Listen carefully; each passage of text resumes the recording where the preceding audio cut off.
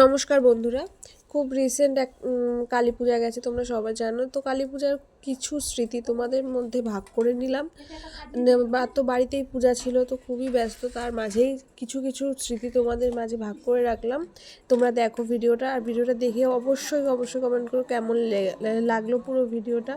তো বুঝতেই পারছো, বাড়িতে পূজা থাকলে কিন্তু অনেক কষ্ট মানে অনেক কাজ করতে বেশ ভালোই লাগে, কিন্তু কাজগুলো যখন করা হয় তখন যে ভিডিওটা করব সেটা আর মনে থাকে না, কিন্তু তার মাঝেও ভিডিওটা করার চেষ্টা করলাম।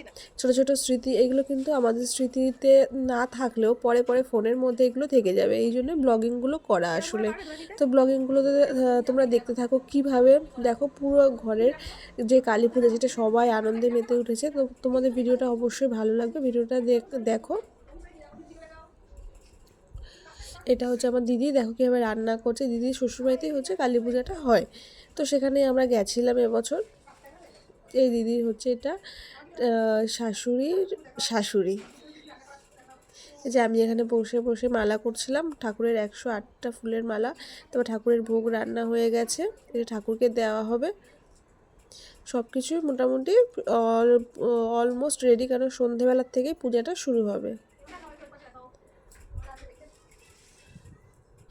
তার মধ্যে বর এসছে, বর আর মেয়ে হচ্ছে ওরা একটু ঘরেই ছিল। তার মধ্যে কেন, মেয়ে তো ছোটো, ও যদি এখন থাকে কাছেও কাজ করতে দেবে না। তো দেখতে পাচ্ছ সন্ধেবেলায় শাড়ি পরেছি, এখানে ব্রাহ্মণ অলরেডি এসে রেডি করছে। তো আমি একটু পূজার জোগাড়গুলো একটু করতে ভালোবাসি, বা তাড়াতাড়ি করতে পারি, কিন্তু দিদি আমাকে পূজার কাছে বসিয়েছে, তুই পূজার জোগাড়গুলো তুই করে দে। তো আমি টুকটাক করে ব্রাহ্মণের কাছে বসে পূজার জোগাড়গুলো করছিলাম, পাশে মাম্মাম ছিল। তারপরে এই যে পূজা শুরু হয়েছে, তোমরা দেখো। তোমাদের অবশ্যই খুব ভালো লাগবে ভিডিওটা।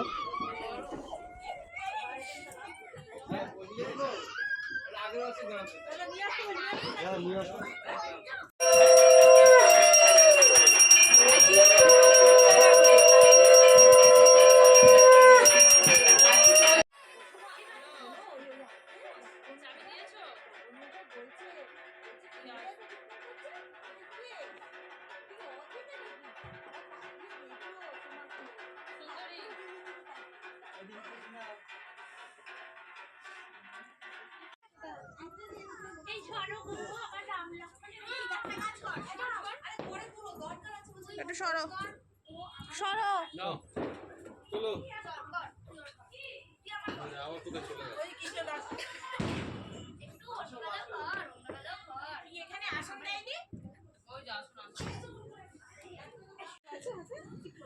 ননে টাকা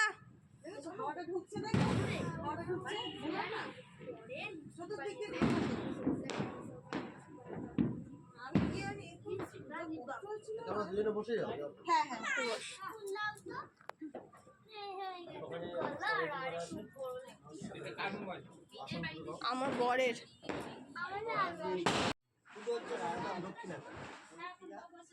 চারটে হাত, একটা হাতে অভয় মুদ্রা, একটা হাতে বল মুদ্রা, একটা হাতে খড়গ, একটা হাতে মুন্ডু মালা। দুর্গার আরেক রূপ হলো কালী। কেন? কাল যাতে লীন হয়, তিনি কালী। যদি মায়ের কাছে কেউ ভালোবেসে আসে, ভক্তি নিয়ে আসে, মা তাকে আশীর্বাদ প্রদান করে। মা সকলকে টানে, এই অভয় মুদ্রা টানে সকলকে। পুরো বিশ্ব ব্রহ্মাণ্ড তার কাছে লীন হয়ে যায়, আকৃষ্ট হয়ে যায়।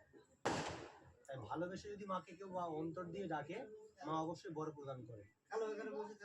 আর যদি মায়ের কাছে কেউ কামনা বসে ডাকে, তাকে কাকতান দিয়ে কেটে মুন্ডুমালা হাতে ধরিয়ে দেয়। তা মহাশক্তির আগমন ঘটবে।